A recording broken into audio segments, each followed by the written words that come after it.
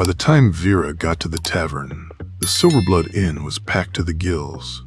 Most of the miners had filed out, but at least 24 soldier types in Imperial armor, chipped around the edges and dirty as could be, were milling around, swinging between drunkenly bawdy and drunkenly rowdy.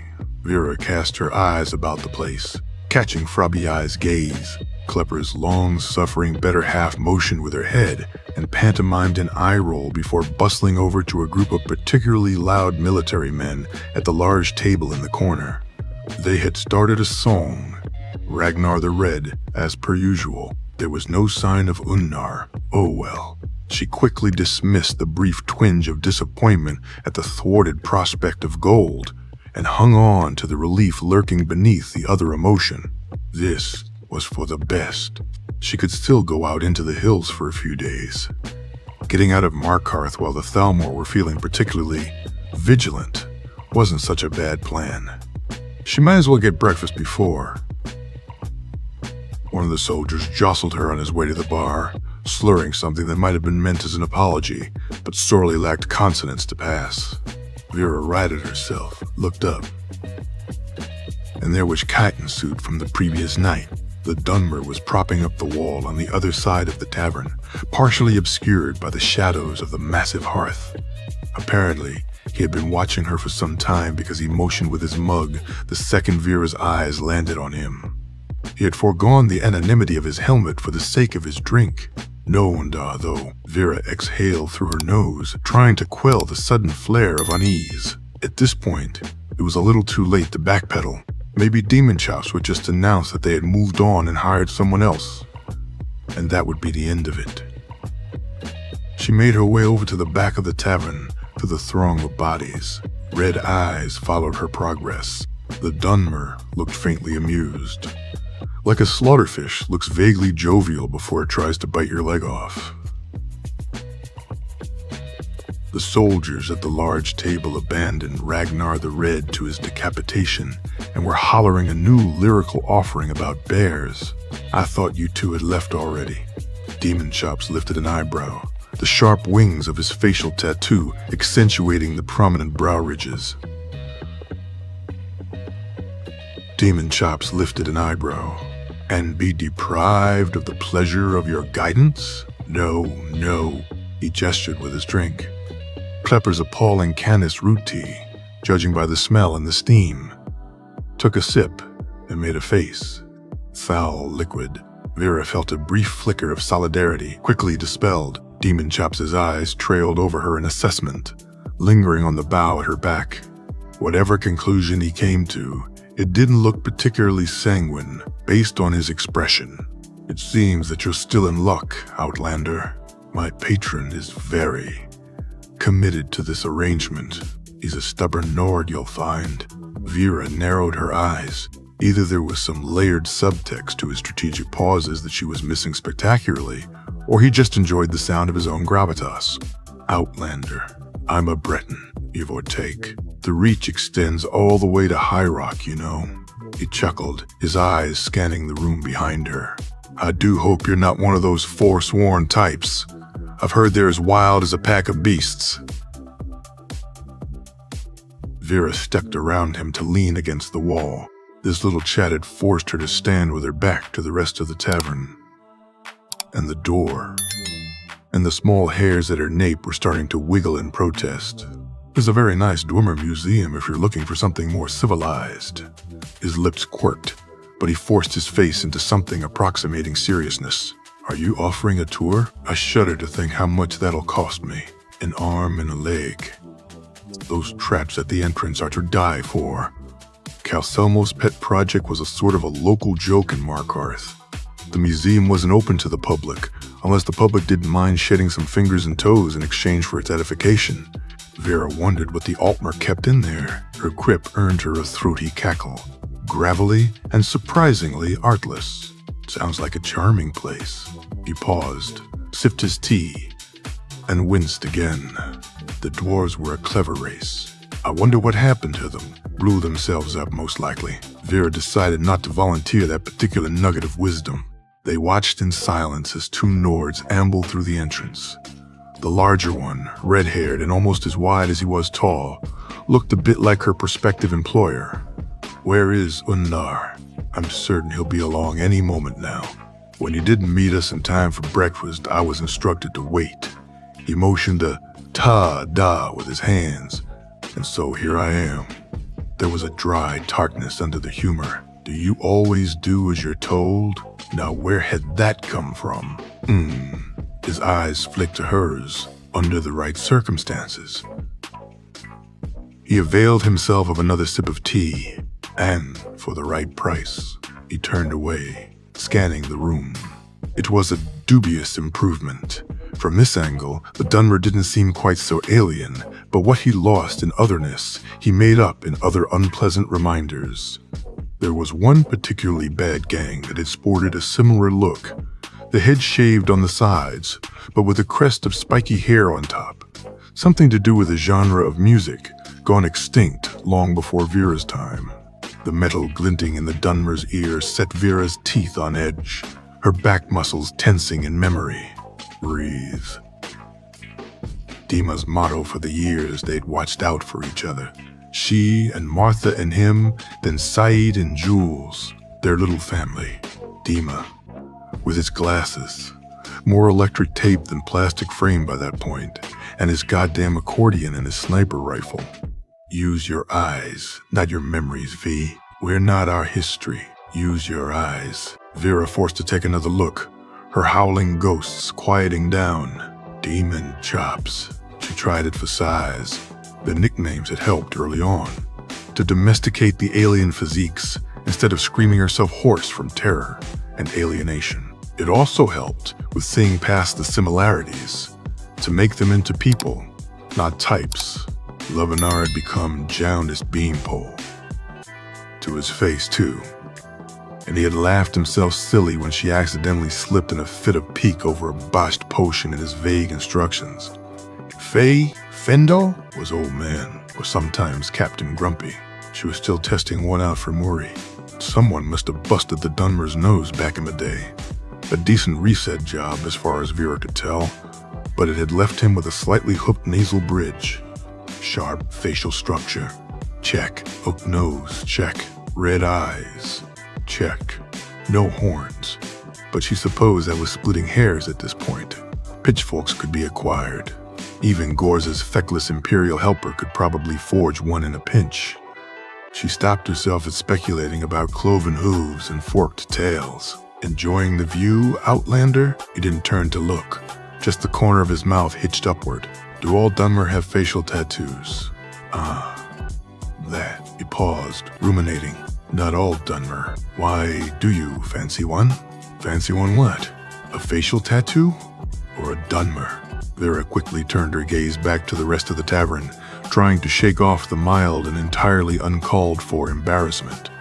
Focus, you nitwit. Where in the seven hells was Unnar? Ah, there you are. There you are. Finally. Just in time with her uneasy thoughts, Unnar's massive figure materialized in the open doorway that led to the chambers. One of the maids. Vera couldn't remember her name.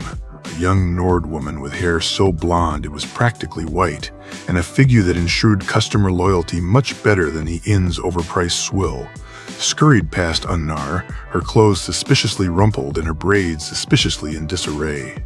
She had a slightly dazed smile on her face. Damas? Vera thought.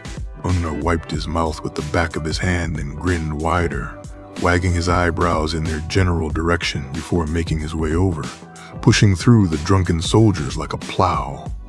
An ale and some fried eggs, barkeep. Make them nice and runny, will ya? Well, someone's had a good morning and worked up an appetite.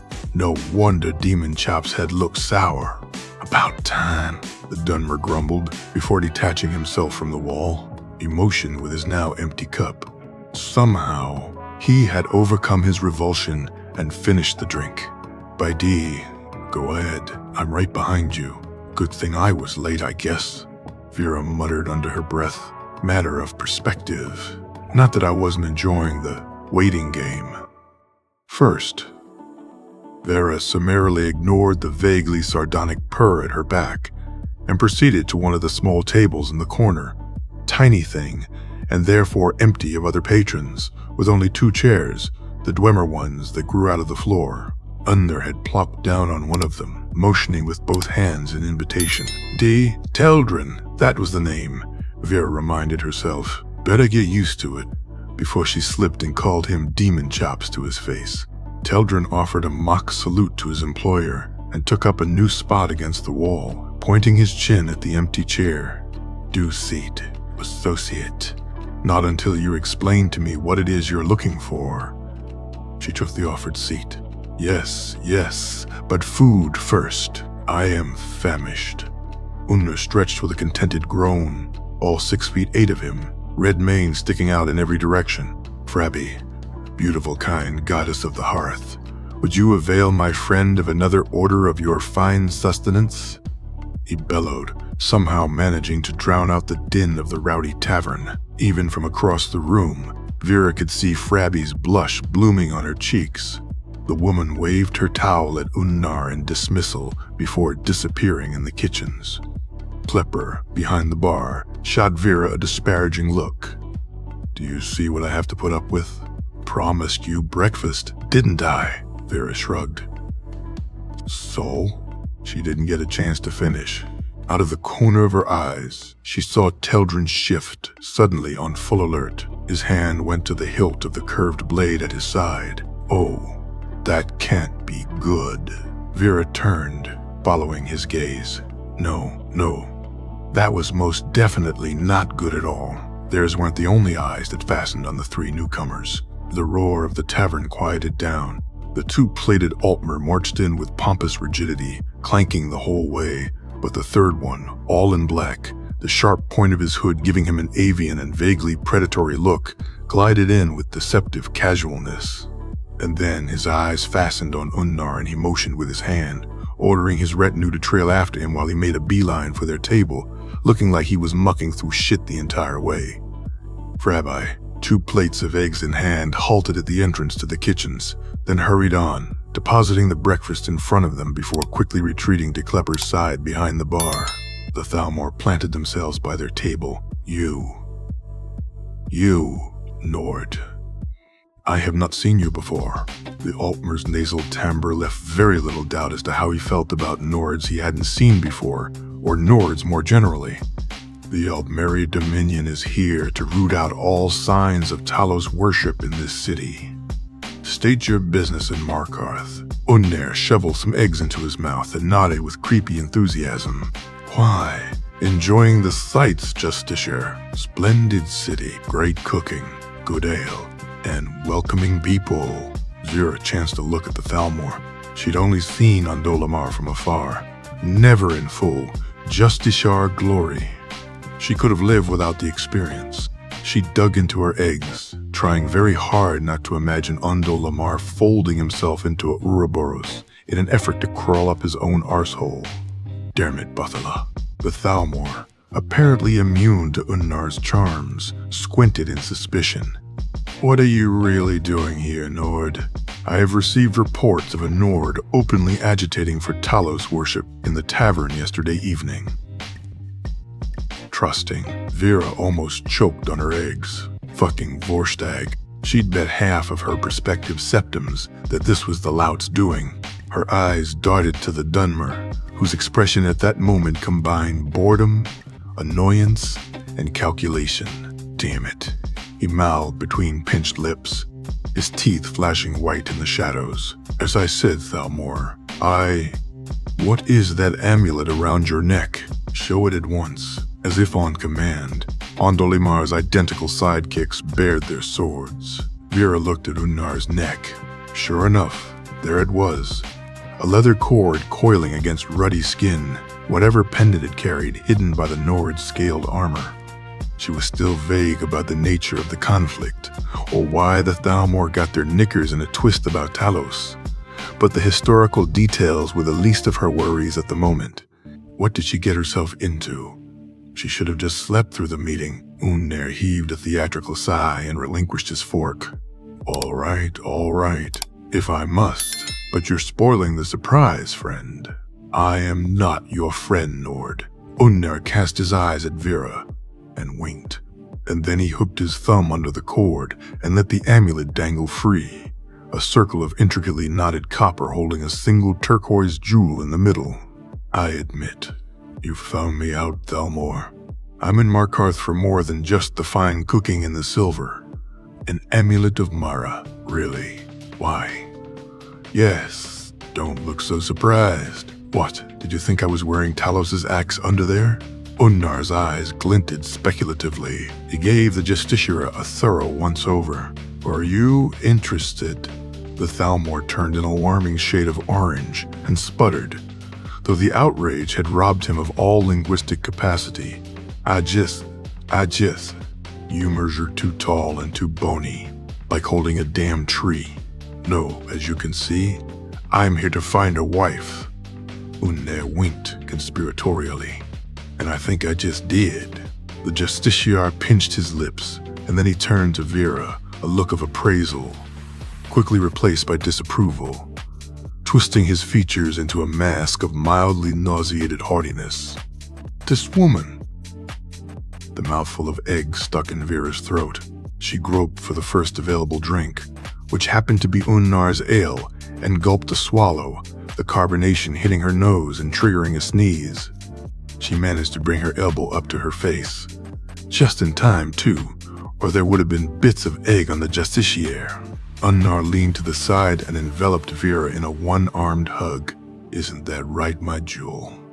You demented snow troll, Vera thought, but managed to... Your brutish matrimonial customs do not interest me, Nord. Apparently, Ouroboros had found his voice again, which was a good thing, because Vera had lost hers. I am watching you. I am watching you, both of you. You can if you want. I'm the sharing sort. The demented Nord wagged one massive finger in warning. If a lady agrees, just keep your hands to yourself.